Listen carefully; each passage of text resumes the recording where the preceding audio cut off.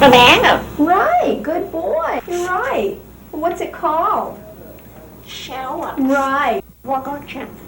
Okay, you can go, Jim. Now to the story of a famous feathered friend.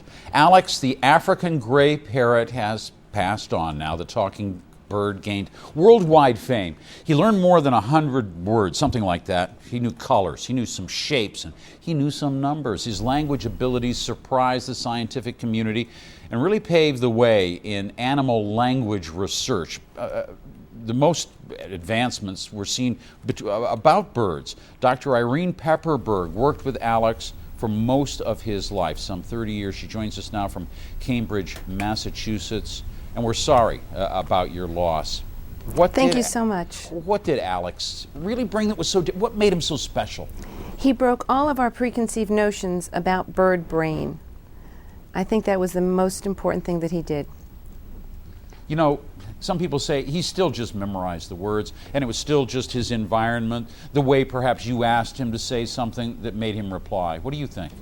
No, people would come in, I mean, all of those camera shots, reporters would come in, take credit cards out of their pockets and say what shape or what color, and he would respond.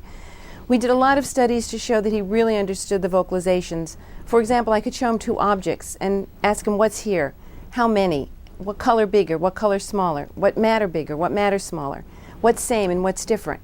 And he had to process all those different questions to be able to answer appropriately.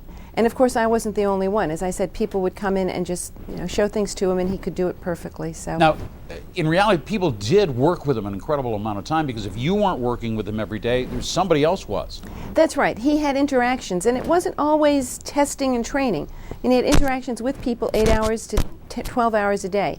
So they would ask him where he wanted to go, or what he wanted to do, or he would ask them questions, what color, what shape, what matter. So it was the way you would train and work with, and I put training in little quotes. It was the way you would interact with a toddler. Dr. Pepperberg, obviously Alex was an incredibly brainy parrot, but it seems like he was also a friend. Was he really a friend to you too? I mean, did that intelligence go over into personality? We were very, very close colleagues. I mean, one of the things that was so difficult was making sure that I separated my emotions from my research abilities with him.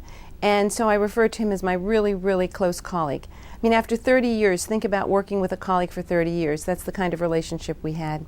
A lot of people that never knew him.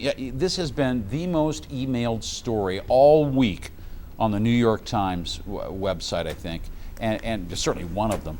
And you've gotten thousands of emails, haven't you? That's correct. We set up a separate little Yahoo groups, and there's something like 1,400 hits just on that, and that does not include the number of emails that came to myself, to my lab manager, and to other people in the laboratory. All right. Irene Pepperberg, I want to thank you for coming in with us and sharing a little bit of your knowledge of your friend, Alex, who's passed on again. We're sorry. Thank you so much.